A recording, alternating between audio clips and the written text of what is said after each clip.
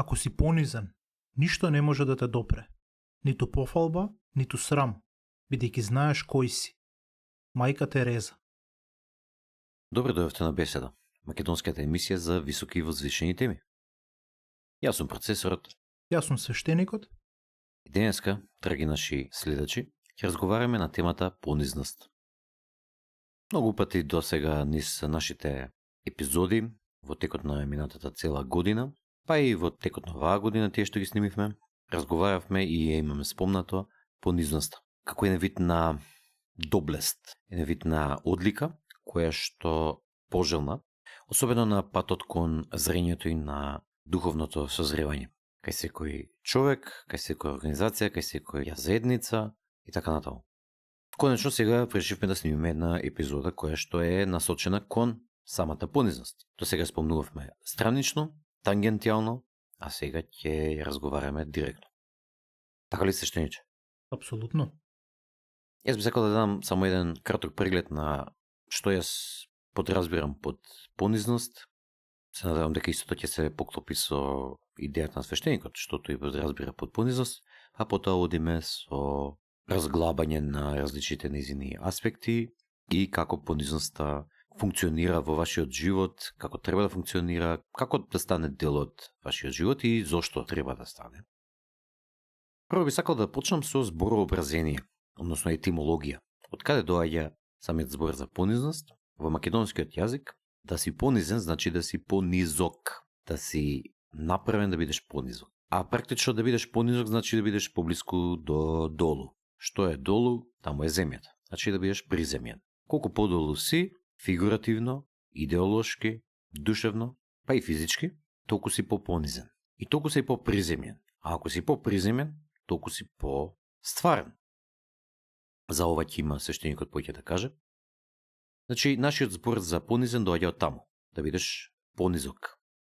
Сега, интересно е дека во англискиот, во францускиот, шпанскиот, италијанскиот, така натаму, го има истиот збор, го има humility, кој што воопшто не звучи на оригинален герман-англиски збор, и така и е. Всушност, humility доаѓа од старофранцускиот humilitas, кој што доаѓа од латинскиот humilitas, што значи да си приземјен, приземјен, затоа што доаѓа пак од зборот humus, кој што значи почва, односно земја. Значи, повторно, humilitas, односно humility, доаѓа од тоа да си приземен, односно да си пониско до земјата. И можеме да видиме дека тука постои една паралела, една аналошка паралела помеѓу македонскиот и англискиот збор, иако не значат буквално исто, меѓутоа истото се обидува да го пренесат, да го покажат. Да бидеш понизен, значи да бидеш приземен. Самото зборообразение многу често и на други концепти, и на други зборови, односно изрази, во себе ги крие значењата, изворните значења на самите зборови. И заради тоа мене ми е еден вид на аматерска пасија, да речеме, да ги испитувам зборообразовните процеси, па така и на humilitas. Накратко само да спомнам, заради тоа и сум против едначење по звучност кога се работи за предлози, за, под, пред и така натаму, заради тоа што ако не се едначат по звучност, ја задржува својата изворна форма, а преку тоа може да се увиди кој им било изворно значење. Многу луѓе ме кажуваат, ме сметаат за неписмен кога ги пишувам така, меѓутоа има зошто го правам тоа, тоа е да им се задржи изворната форма и значење. И сега се вратиме на понизноста. Значи, понизноста е еден од главните стожери на многу философски и духовни движења или учења. Пред неколку епизоди снимивме една епизода за даоизмот, каде што го цитиравме Дао Де Джинг на Лао Це. Практично цитатите кои што беа таму, највеќето од нив, се однесува токму на понизноста. Накратко раскажано, тој што се занесува дека е многу битен и многу силен, тој не е, а тој што смета за себе си дека не е и кој што се обидува да се понизи, тој ќе биде силен. И тоа е нели слично со она христијанската дека мирните или кротките ќе го наследат светот. Значи, повторно понизност. Кротките по дух. Точно така. Значи, понизноста е основа и на даоизмот, да се прифати флуксот, да се прифати стварноста, а тоа може да го направите само преку понизност, не преку надменост, односно ароганција. Понизноста е основа и на христијанството, да се биде богоугоден, значи да се биде понизен, да се земе, например, Исус за свој идеал и да се понизиш во служење кон тој идеал, што всушност служењето кон повисок идеал е самото великанство. Ова го имаме дискутирано претходно во нашата епизода за великанство, проверете и таа. Уште пред христијанството, во етиката на доблести од Аристотел, умереноста и понизноста се едни од основните доблести, кои што Аристотел ги застапува. Всушност умереноста доаѓа како природен резултат на понизноста. И во слично време, понизноста е една од основните стоички доблести. Значи, античките стоици практично ја имаат многу пати спомнувано. Например, Марко Аврелий ја има многу пати спомнувано. Самата доблесност, нели една од паролите на стоицизмот е промени го тоа што можеш да го промениш, прифати го тоа што не можеш да го промениш и биди мудар да знаеш кој е кој е. Тоа сето доаѓа од понизноста. Во незината суштина, понизноста е да се биде приземен, да се биде низок како земјата и тоа е клучот на зрењето, духовното зрење. Тоа беше мојот вовед за понизноста, понатаму ќе ги разглобиме и другите аспекти, а сега му давам збор на нашиот мил и најдраг свештеник. Повели свештениче. Ти благодарам, процесоре. Како што кажа и ти во етимологијата на самите зборови, понизноста се поистоветува со приземјеност, додека пак приземјеност многу често се поистоветува со реалност. Тие концепти многу често се мешаат, бидејќи се многу слични. Исто така, кога многу мудреци, филозофи, светци, гуруа и така натака, зборуваат за понизноста, тие често ја нарекуваат реалност. Биди реален за себе, биди реален за своите способности, за своите вредности, карактеристики. И затоа јас сметам дека понизноста и реалноста се концепти кои што се многу блиску. Можеме дури да речеме дека се исти концепти. Сега, ако понизноста ја гледаме како реалност, тош она што можеме да го кажеме како дефиниција за понизноста е дека тоа е точна проценка на собственото место во реалност. Значи не е повик да се намалиш себе си, да се понижиш, да глумиш дека си слаб или да бидеш слаб, да се само негираш, да потиснеш, туку е повик да бидеш реален, да видиш кој си и да не бидеш ништо, да не глумиш нешто повеќе од тоа што си. Ниту помалку. Тоа е малце контраинтуитивно, ќе речеме, па сега понизноста е, дел од понизноста е да не бидеш помалку од тоа што си. Да, бидејќи ако си приземјен, ако си базиран, ако си реален, тогаш мора навистина да бидеш реален, а тоа значи да не се ни понижуваш себе си, да не се ни намалуваш повеќе него што си. На некој начин тоа би било лажење, тоа би било неискреност. Всушност ти глумиш дека си пониско од тоа што си, поради некоја причина, за да добиеш нешто. Дали благослов, дали добро мислење, дали што и да е. Не е реалност. Што значи практично не си понизен. И можеби најчесто понизноста се толкова како нешто дека треба да се во негативна смисла, дека треба да се направиш помалку од тоа што си, заради тоа што вообичаено егото те прави поеќе него ли тоа што си. Тоа е најчестата ситуација. Меѓутоа, токму како што кажа ти, понизноста значи да си реален и да не глумиш ни дека си помалку од нешто, затоа што тоа всушност е криење на она што си со цел да добиеш нешто, како што го кажа, и всушност не си понизен, туку си арогантен. Само што имаш она што ја викаат нарцисоидност тип Б, она интровертна нарцисоидност која што глуми леле, види колку сум слаб, јас не знам ти што, всушност за да биде да предизвикува симпатии, да привлекува симпатии, жалење и така натаму. Апсолутно, тоа е пасивен егоизам. Тоа е егоизам каде што ти глумиш жртва или сакаш да се представиш како некој послаб за да добиеш симпатии. Меѓутоа, во својата суштина нема некоја голема разлика со оној активен егоизам каде што сакаш да се воспееш себе си повеќе него што си. И можеме да видиме дека едниот и другиот егоизам, и пасивниот и активниот се аспекти на ниска самодоверба. Тоа е последица кога ти не знаеш, не си реален за самиот себе, не знаеш кој си навистина. Во својата суштина тоа е неспособност да го видиш она што е, неспособност да не додаваш работи и да не одземаш работи.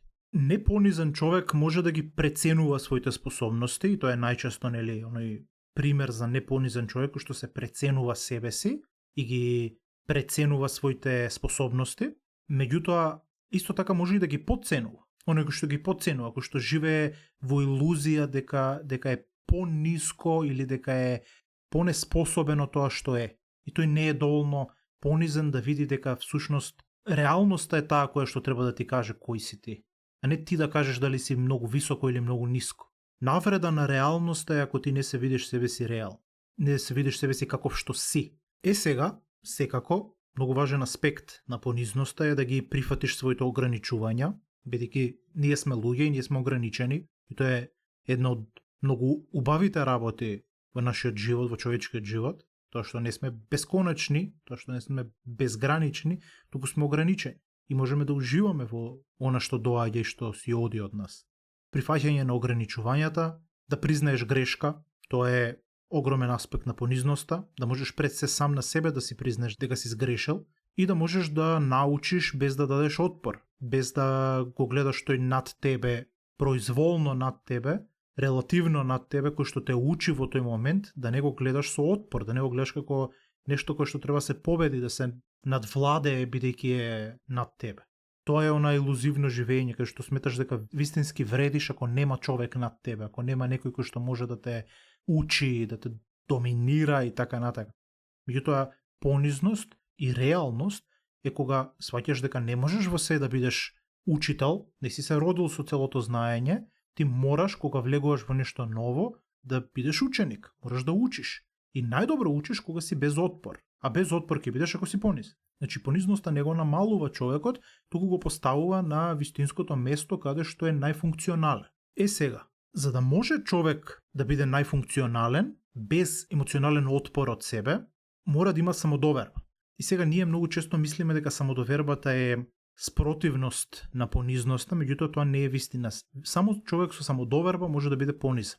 И тоа можеме да го видиме и насекаде во сите легенди, приказни и во реалниот живот, дека само човек кој што се вреднува себе си, се сака себе си, може да биде вистински понизен. Човек кој што се мрази не е вистински понизен, тој е лажно понизен. Човек кој што исто така не се сака себе си доволно или не се знае себе си, глуми дека е нешто повеќе него што е. Значи нема самодоверба. Не се сака себе си, не се цени, па мора да глуми нешто, да се прикажува себе си повеќе него тоа што е. И тоа е психолошки проблем. Значи контраинтуитивно е малку дека таа егоманијакалност, горделивост, арогантност, тоа се аспекти на неразвиена самодоверба. Всушност се одлика на човек кој има прениско чувство за себе, па нашол начин да го компензира тоа преку преголемо воспалување на својата вредност пред другите, па и пред себе, ама само концептуално, затоа што тој не верува реално во сликата која што ја компензира, која што пробува да ја компензира. И затоа мора константно да ја проектира, инаку мисли дека ќе се види реалноста. И реалноста навистина се гледа, ако си мудар да ја видиш, кој ќе видиш човек кој што е егоманијак, кој што е горделив, кој што е арогантен, гледаш дека тој човек нема самодоверба, гледаш дека тој е слабак во своето срце, дека не може дека не верува во лагите кои што ги проектира. Заради тоа тој претерува. Меѓутоа човек никогаш не би имал преголемо воспалено мислење за себе си ако би имал самодоверба, и човек кој што ја чувствува својата вредност нема никаква потреба да се докажува. Бидејќи која е потребата да се докажеш ако си веќе вреден? Само треба да бидеш оригинален, треба да бидеш реален и готово. Тоа е тоа. Тоа што си ќе се види. Ти си само тоа што си. Немаш потреба за ништо друго. Исто така сакам да кажам дека кога си понизен, меѓутоа автентично понизен, од самодоверба, од реалност, тоа создава еден многу голем внатрешен мир, бидејќи не зависиш од потребата да се докажеш, не зависиш од потребата да изгледаш силен, да бидеш непогрешлив, да не бидеш ранлив, да не бидеш понижен некогаш, дека мораш се браниш секогаш, да глумиш секогаш. Немаш потреба веќе за такво нешто. Едноставно, ти си тоа што си во тој момент. Ако има грешка, ако луѓето се смеат, смешно е, се смееш и ти. Ако направиш грешка, си ја признаваш, тоа е таа грешка која што ја направив. Ако тоа има одредена казна, одредена последица, си ја прифаќаш таа казна. И ништо тоа не те удира тебе како личност. не си ти допрено тоа. Тоа се работи кои што се случуваат надвор од тебе. Ти си човечко битие, се цениш себе си како човечко битие, се сакаш себе си како човечко битие. Еднаков си, секогаш си еднаков на другите луѓе. Без разлика кој си и каков си, ти си секогаш еднаков на другите. И толку, тоа е тоа. Што и да се случи друго, таа еднакво секогаш ќе остане. И тоа е вистинска силна самодоверба. И таа самодоверба не мора да се докажува, не мора да правам пари за да се чувствувам себе си дека вредам, или да вежбам, или да акумулирам жени со кои што сум спиел, или што и да е, или пријатели, или што и да е. Немаш потреба, затоа што твојата вредност е апсолутна и е еднаква со сите други луѓе. Без разлика колку си богат, нема да бидеш повреден од другите луѓе. И нема да бидеш понизок од нив, без разлика колку си сиромав. Секогаш е иста самодовербата ако вистински се сакаш себе си. И кога го имаш тоа чувство, понизноста доаѓа само, доаѓа автентично. Меѓутоа исто така доаѓа и мирот, внатрешниот мир. Зашто иначе, значи, ова што го кажа е многу добро, прва класа. Всушност, она што сакав да го дискутирам можеби понатаму, меѓутоа еве и сега ќе го добре што го отвори, па ќе го дискутираме. Сакав да го објаснам какво е чувството, нели, кога конечно ќе станеш понизен, кога ќе се опуштиш, нели? Од тој аспект и практично ти го објасни онака дека буквално е прво кога за нешто знаеш или за нешто вредиш, си во рецото. Кога за нешто не знаеш, си во рецото. Кога нешто си сгрешил, си во рецото. Кога има за тоа казна или некакви негативни последици, повторно си во рецото и го прифаќаш се тоа. И тоа е всушност на чувството внатрешно на понизност кон стварноста. Практично стварноста функционира во, речеме, во материјалниот свет се има одредени механистички начини на кои што функционира, во духовниот свет се има други начини на функционирање и понизноста во својата суштина е да ги прифатиш начините на функционирање. Ниту во негатива да претеруваш, ниту во позитива да претеруваш. Ниту да се сметаш себе си дека си кузне колку добар, квалитетен и така натаму, ако не си, ниту па ако си да се представуваш или да се сметаш себе си како неквалитетен, недобар и така натаму. Пример, на работа си направил нешто, си сгрешил нешто, прашува шефот или ти си шефот сеедно и доаѓа ситуација каде што има грешка и треба да се увиди кој е направил таа грешка и зошто. Зашто има последици грешката. И шефот те прашува или ги праша луѓето кој го направи тоа. Сите ќутат зашто се плашат да те кажат пошто си им добар колега и да ти излегуваш, немаш никаков проблем да кажеш јас бев. Затоа што едноставно така е, тоа е стварноста. Има казна за тоа, има казна за тоа. Ако си праведен, ако си понизен, ќе се прифатиш казната. Ако е казната праведна, соодветна за настанот. Ако не е праведна казната, нема да прифатиш. Ако сметаш дека не си сгрешил, нема да прифатиш. Или барем ќе останеш со отворен ум, во смисла нема, зашто шефот кажа така и готова сега. Не, туку ако сметаш дека не е тоа исправно, ставно кажеш и така натаму. Ми текна не на една ситуација, меѓутоа имало многу ситуации во моето детство кога, например, многу луѓе кои што биле во моја близина, кога ќе направиле нешто лошо, се обидувале да избегнат одговорност. Зашто знаеле дека ќе следува казна или во најмала рака ќе се дувало морализирање, например, тие што биле авторитети во тој момент, родители или наставници или што и да. Меѓутоа јас секогаш кога ќе направев нешто, едноставно самото ми доаѓаше да кажам да јас сум, ако ме прашаат. Или ако дојде до ситуација каде што треба да се исправи грешката, затоа што не секогаш во моментот сум мислел дека е грешка или сум знал дека е грешка, сум бил свесен, ама понатаму напред ќе сватам дека било нешто грешка и кога ќе праша кој го направи тоа, јас сум кажал. И знам дека моите родители, мојот татко многу често ми има спомнувано, види го, процесоров кога и да има нешто, тој сите други бега, тој кажува јас сум, знаеш, демек стоик. И во суштина, од секојаш така сум се осеќал, не дека сум размислил, сега ќе битам јас стоик или не знам што. Тоа само така ми доаѓало, зашто сум сметал дека тоа е праведно. Дека тоа е вистината, значи тоа е бил мојот однос со вистината, дека кога јас сум направил нешто, апсурдно е да кажам дека не сум или да се обидам да избегнам одговорноста за тоа. И многу луѓе ме сметале за наивен или за будала во врска со тоа, меѓутоа сега сваќам дека практично како што зборуваше ти, додека зборуваше, сваќам дека тоа бил исправниот пристап кон самата работа. Тоа било понизноста, практично. Не дека јас не сум бил нарцисоиден во минатото и не дека сум бил совршен, дека во сите ситуации сум обидел во некои ситуации мали сум обидел да избегнам одговорноста. Меѓутоа секогаш ме нервирало што сум го правил тоа и секогаш сум се обидел да се држам до вистината. Едноставно си бил реален. Повторно идеме до истиот заклучок. Да.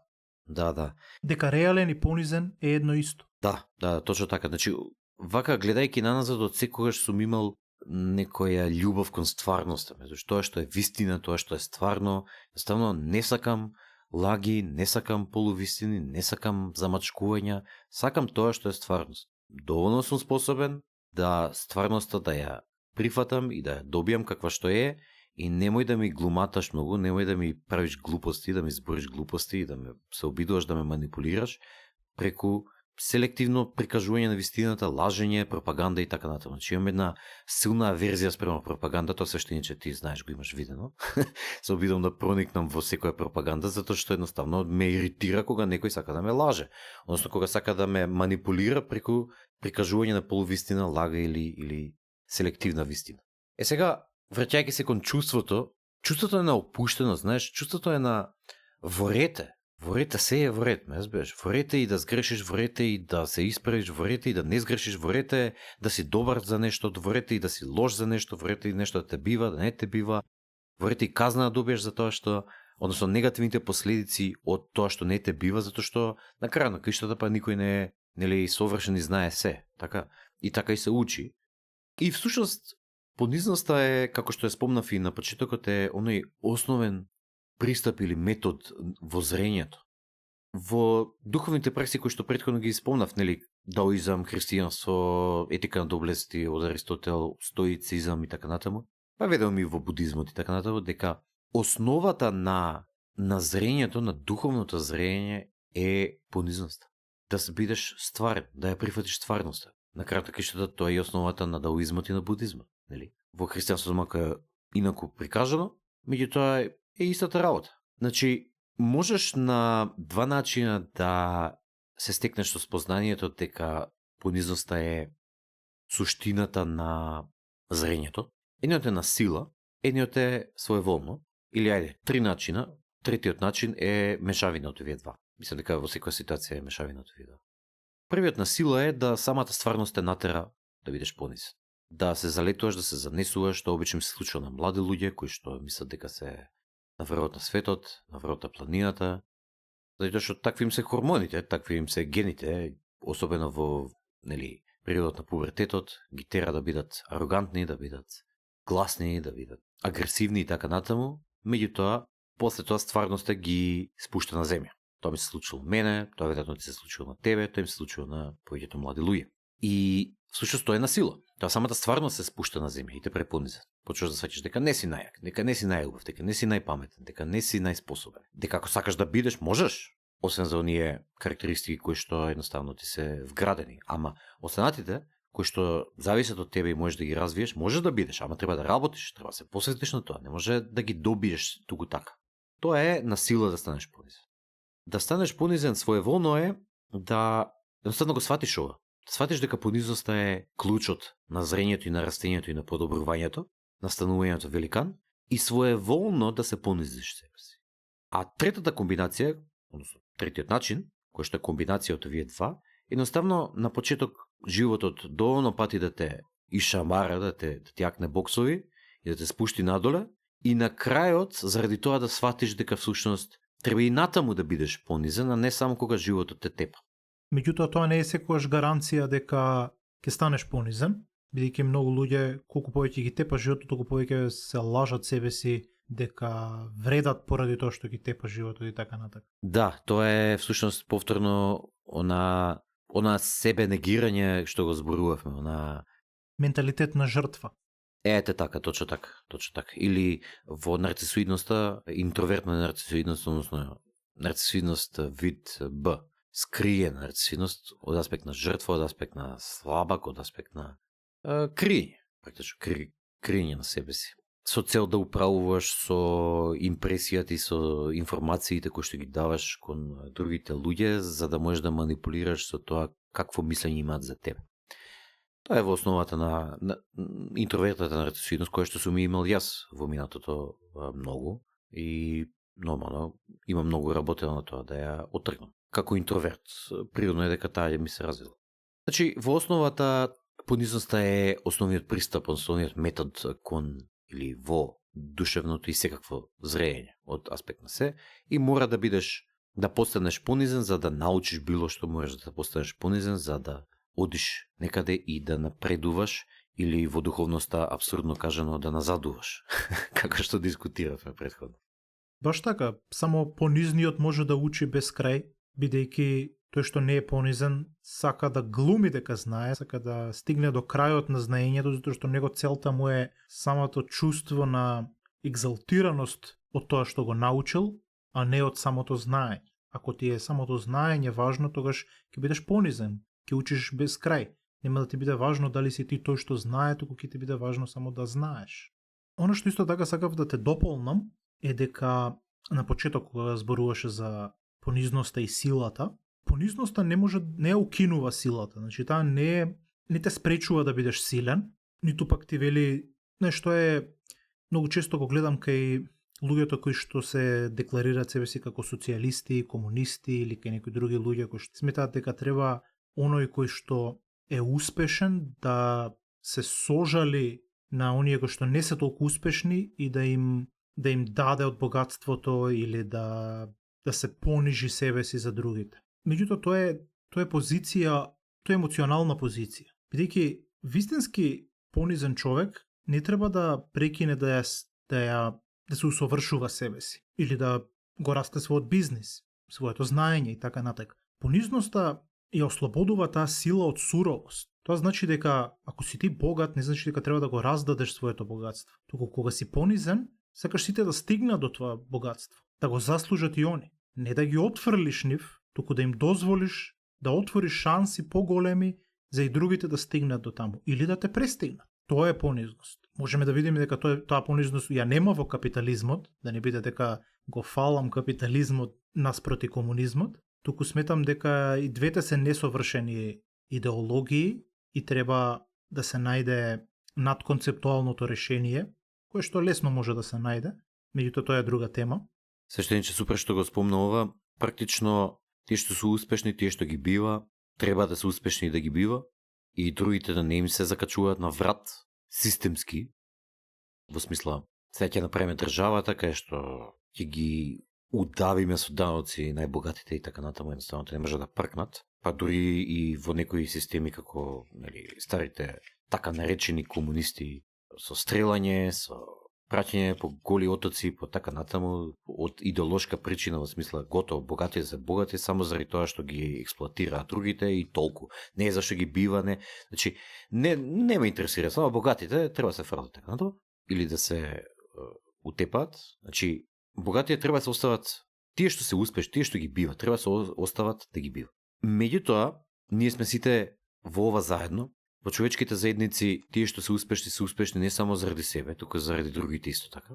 И тие треба да се понизни да го сватат тоа, успешните треба да се понизни да го сватат тоа, дека не успеале само заради нив, а многу од нив се арогантни, мислат дека само заради нив успеале, дека се многу паметни и успешни. Мислам, да погледнеме чиста ситуација како, не знам, Илон Маск или Джеф Безос или не знам кој друг, кој што има стотици милиарди долари. Едноставно не е возможно човек да е толку паметен и способен за да има толку пари. Сам. Значи тоа е невозможно е тоа. Значи тоа е еден цел систем, една цела пирамида која што ти овозможила да дојдеш до таму. И ти твојата понизност практично треба да сватиш дека така е и дека таа пирамида ти овозможила тоа, ти го дала тоа и дека треба да вратиш. Значи успешните, богатите треба да се понизни од тој аспект, сиромашните, неуспешните треба да се понизни од свој аспект, дека треба да сватат дека можеби не ги бива доволно и дека треба да работат повеќе, а не да бараат преку леп погач, не да бараат од државата да им дава и да станат зависни од помошта. Да, добро кажано. Значи не можеш ти богаташот или мокникот да го натераш со пиштол на глава да биде понизен, туку таа понизност треба да дојде од внатре. И тоа е можеби најблиску до таму стигнале религиите како христијанството и исламот, кои што ја поистоветиле понизноста со бидување поблиску до Бог и бидување богоугоден и на тој начин ги подсетува мокниците, лордови, кралови, грофови дека тие се таму ставени од Бог за да ги штитат овие другиви, за да им помагаат и за да ги воздигнуваат селаните или тие што се под нив, а не за да се изживуваат. Не им е дадена таа мог, затоа што Господ ги сака повеќе, па сега правите што сакате. Не туку им дал чест и сега тие треба да ја докажат својата способност преку тоа што ќе се грижат за другите. Меѓутоа, нормално, егото, патиштата на егото се антички и тие се длабоко во нашиот ген и на одредено ниво религиите, поготово овие, како што ги кажав, исламот и христијанството успеале во одреден дел да ги смират страстите на богаташите и на мокниците и да го балансираат системот, и можеби поради тоа толку се развиле државите кои што биле христијански и муслимански, за разлика од, да речеме, Индија и хиндуизмот, каде што велела правим што сакаш на тие под тебе, на таа кастата недопирливите, зошто бидејќи тие тоа си го заслужиле во претходен живот. Тие биле гадови и сега ги казнува реалноста со тоа што ги реинкарнира во ниски луѓе, во ниска класа, па ти можеш да им правиш што сакаш, меѓутоа и тука има лекција, бидејќи вели, ако им правиш па што сакаш и се изживуваш врз нив многу, ти ќе доеш на нивно место, па затоа пази малку. Меѓутоа, ако нешто им направиш, ако случајно ги утапаш, не се секирај ти многу, затоа што тие си го заслужиле тоа. Тоа е во хиндуизмот, меѓутоа и будизмот како негов производ си го земал истото верување. Тоа е она класична елитистичка ароганција, практично, дека ние сме станале елита или буржуазија заради тоа што сме најдобри и подобри од другиве и сега можеме што сакаме да им правиме. Така. И Аврамовите религии гледаат да се борат против тоа. Меѓутоа, нивната успешност секако е лимитирана. Не може вечно да трае нивната успешност, нема едно решение кое што ќе го реши тој проблем за секогаш, меѓутоа го решило на многу во голема мера. И сега потребно е нешто друго, или потребно да напредне тоа, или да еволуира во нешто поново, бидејќи како што можеме да видиме, луѓето излегуваат од религиите полека, растат или се менуваат кон атеизам, кон некоја поголема рационалност, и како такви исто и бенефитите од самите религии, една од нив е понизноста, се намалува или исчезнува. И затоа потребно е или самата религија да еволуира во новото време, или треба да дојде нешто ново, кое што уште повеќе ќе воздигне овие лекции на понизност и другите позитивни аспекти на религиите, за да може повторно човештвото да се врати на добриот пат и уште повеќе да станеме понизни како човештво. Можеби комунизмот како теорија пробал да направи некое такво израмнување, меѓутоа бидејќи бил главно абсолвиран од луѓе кои што биле недоволно едуцирани, недоволно свесни, како селани, работници, така натака, сметале дека тоа треба да дојде со сила, со пушка, со насилство, а се што доаѓа со насилство, како што кажав, нема тука понизност. Ке заврши лошо, ке заврши во диктаторство. И така и завршил. Уште една точка сакав да кажам, она надконцептуална точка која што ја мислев уште од почеток, а тоа е дека понизност е природна појава кај надконцептуалниот, бидејќи тој е усогласен со тоа што е. Тој не ги гледа работите низ призмата на концепти, туку ги гледа работите реално. Секогаш сака да ги види работите реално, а не онака како што он смета дека треба да се толкува. Секогаш ги гледа работите, на англиски би се рекло at face value. Ги гледа онака како што се, а не многу да забегува во концепти, и во таа смисла тој е многу поусогласен со тоа што е. И ова би требало да е, според мене, новиот начин на размислување или новата, ќе ја наречам религија, меѓутоа не религија во однос на верување во нешто, туку во однос на парадигма, во однос на, може да кажеме, филозофија. Да бидеш усогласен со реалноста, да бидеш помирен со реалноста. Тоа не е ништо ново, тоа постои од античко време, меѓутоа може да биде широко распространето или од ново да се воздигне како една нова парадигма. И во тој смисол надконцептуалноста е врвна понизност, бидејќи нема ништо, не додаваш ништо освен тоа што е. Ако ти во тој момент си направил некој успех, ти само велиш да, јас направив успех. Ти не велиш јас сум успешен, туку јас го направив тоа моментално, да. Ако направиш некоја грешка, ти велиш да, направив грешка, не велиш јас сум грешник или јас сум ваков таков, туку само кажеш во овој момент јас направив грешка. И нема понатаму градење, ниту емоционално, ниту интелектуално, нема градење концептуално врз тоа. Туку реалноста е таа што е. Во овој момент сгрешив, во овој момент не сгрешив. Тука знам многу, тука не знам ништо. И не само што нема никаква потреба да бидеш тој што знае, или па да ги лажеш другите дека си некој што не знае, туку едноставно сакаш да видиш што е реалност. Сакаш да видиш дали знаеш или не. Тоа те интересира. Твојата валидација ја влечеш од твојата усогласеност со реалност. Ти си вредиш сам на себе повеќе кога си пореален. И на една највисока точка, да не должам да завршам тука, е просветлено ниво, да речем, или на холистичко ниво, на 8 фаза во спирална динамика.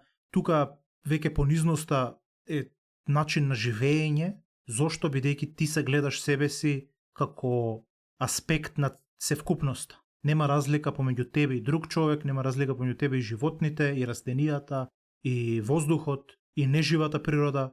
Тоа све е аспект на еден живот, една реалност, едно постоење, едно внатрешно присуство. И од тој аспект, ако ја достигнеш таа свест, ти немаш потреба веќе да повредиш некого, немаш потреба да бидеш над него, бидејќи над тој што ќе бидеш си повторно ти. И тие работи се илузија.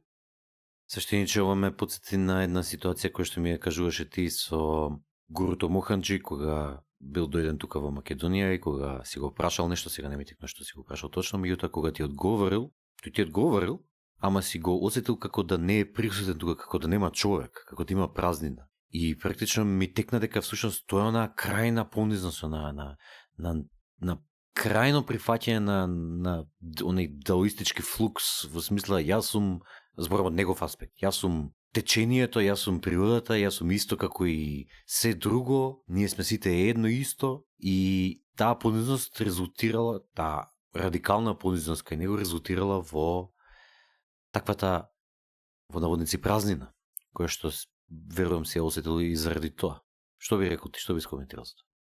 Да, убаво што ме потсети, апсолутно, тоа е врвна понизност, дури самата понизност како концепт тука веќе ја губи својата смисла, бидејќи кај него може да се каже дека нема никој дома, нема никој во главата. Не Джабет звониш. Нема човек кој што живее таму и кој што ги суди работите, им дава карактер лево или десно, добро или лошо, туку само ги гледа. Само е тоа што е. Кога ќе ти одговори, не е некој што ти одговара гуру, ниту па е некој кој што сака да глуми дека е нешто пониско, или туку едноставно ти го одговара и толку завршена е приказната за него. Нема веќе приказ. Тоа е таа апсолутна понизност, затоа што е реалност, апсолутна реалност.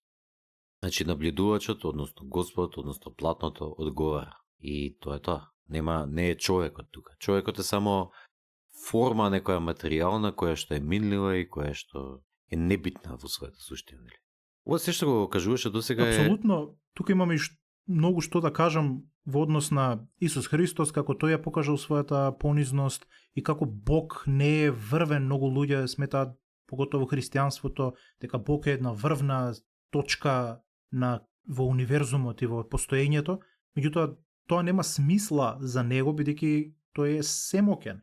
И како семоќен и како се знае, нема поента да бидеш на врвот. И заради тоа Исус Христос го демонстрира тоа со тоа што е најниско, што се понижува себе си, и што ги кажува оние работи на понижување. Со тоа сака да каже дека Бог е всушност, за него нема концепт за високо и ниско, тоа е се. Да, абсурдно е да кажеш ниско и високо за Бог, затоа што тоа е се, и ниското и високото, и понизното и непонизното, и арогантното и неарогантното, така натаму.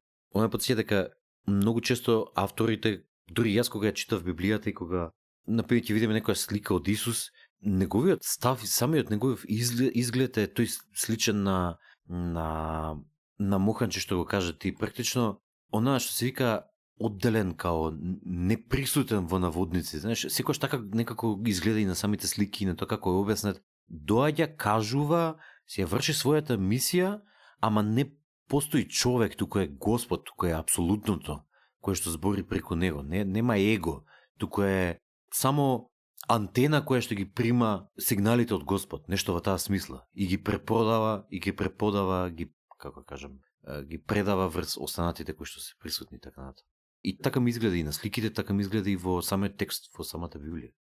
Многу беа убави овие работи што ги кажа, токму сакав и да зборувам за зашто понизност, нели, зашто треба да бидеме понизни, и има многу аспекти зашто, не можам да ги кажам придобивки, заради тоа што не треба да бидеш понизен за да добиеш нешто, туку треба да бидеш понизен за тоа што едноставно така треба.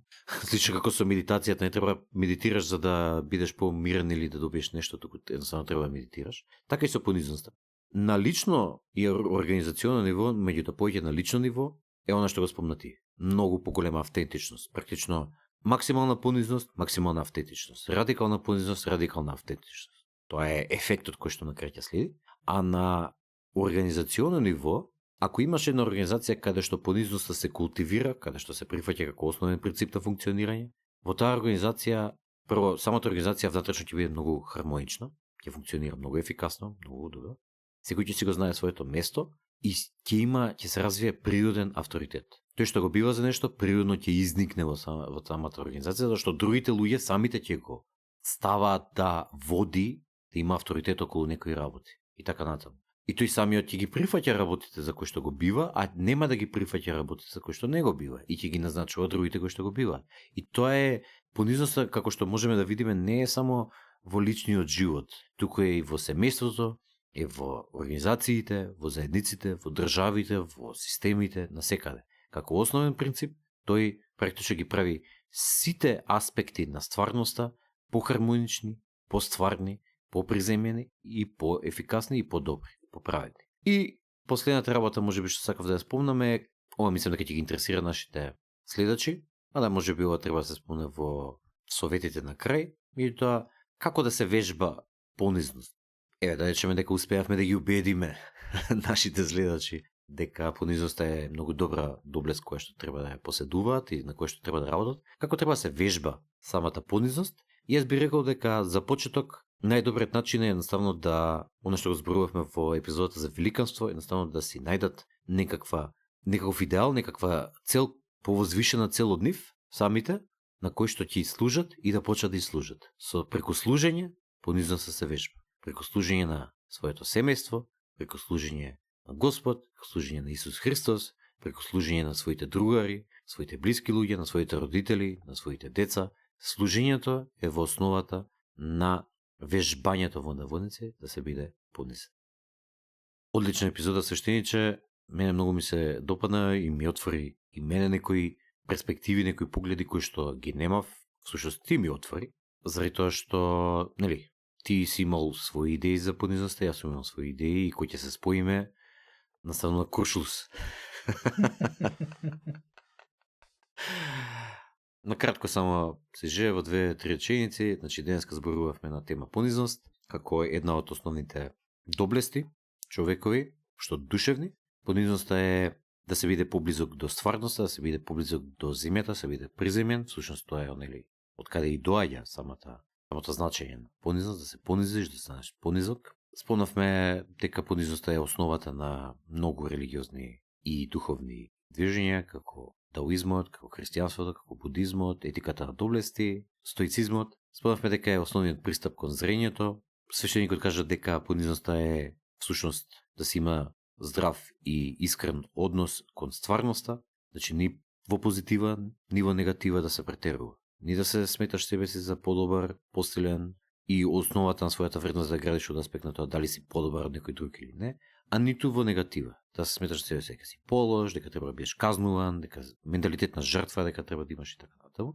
Всушност овие две претерувања практично се одразуваат во нарцисоидноста вид А и вид Б. Вид А е она фалбаџиска нарцисоидност гласна, а вид Б е она интровертна нарцисоидност тивка од аспект на менталитет на жртва. Потоа кажавме дека понизноста е основниот пристап во зрењето. Разговаравме и зашто е понизноста битна, поголема автентичност, развивање на природен авторитет, усогласување и хармонизирање и на личностите, и на организациите, и на заедниците, и на сите други системи, и дека таа се вежба преку служење кон некаков повисок идеал. Всушност тоа е основата на великанството. И тоа е една работа што сакав да спомнам пред кога свештеници, сега ми текна, си ја запишав тука, е дека ти кажам, например, дека е вред некој да те доминира во некаква си хиерархија или заедница, затоа што да само не знаеш или не те бива, или кај што влегуваш во некоја нова ситуација, дека не ги знаеш работите и дека вред е некој да биде над тебе и да ти го кажува од аспект на ментор или шеф или што и да е. Меѓутоа тоа што сметам дека изборот на изрази на зборови ти беше несреќен, затоа што не мислам дека некој те доминира. Всушност, никогаш никој не те доминира. Секогаш само одбираш како ќе постапуваш и дали ќе го следиш некој или не, и имаш бесконечна целосна одговорност за своите постапки, непостапки, трпење и нетрпење. И тогаш кога ќе го сватиш тоа, ќе сватиш дека никој не може да те доминира, практично никој не те доминира никогаш. Ако го следиш некој, го следиш заради тебе, а не заради него. Ако го следиш шефот на работа и кој ќе ти каже ова прај го, ова не го прај го и ти ги следиш тие инструкции, го следиш заради тебе. Секогаш, апсолутно. Не заради него, не заради било што друго. И практично никој не те доминира, не постои доминација. Ти си апсолутно одговорен за своите постапки или непостапки, трпење или нетрпење. Ете тоа беше сижето, а сега одиме со практични и прагматични совети. Пета, јас ќе го повторам тоа ти што го кажа, ќе кажам дека како една практична интеграција на понизноста, човек треба да види кои се аспектите од неговиот живот каде што им служи и да продолжи да им служи, а ако нема такви аспекти, да создаде и да им служи. Дали на своето семејство, дали на својата професија, дали на вистината, дали на Бог, дали на правдата, дали на другите луѓе, мора да има нешто за кое што се бориш и кое што условно кажано е над тебе или поголем идеал. Тоа те прави понизен. Како еден прагматичен совет, само ќе кажам, запомни дека понизноста не те симнува, туку те враќа, значи таа не те спушта на ниско место, туку на вистинското место.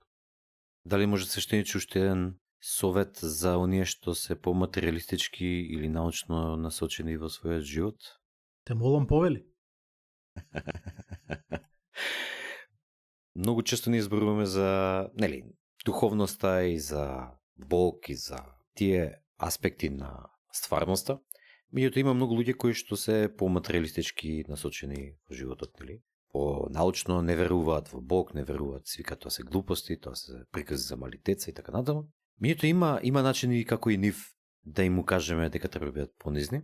А еве еден пример. Дури и да си најматериалистички насочен, едноставно ние сме потомци на шимпанза кои што седат на една планета, која што е една точка во сончевиот систем, која што е една точка во Млечниот пат, која што е една точка во целиот универзум колку што го знаеме. Од тој аспект, од таа промена на перспектива, секој од нас е една точка и знае скоро ништо за стварноста. И заради тоа треба да биде понизен.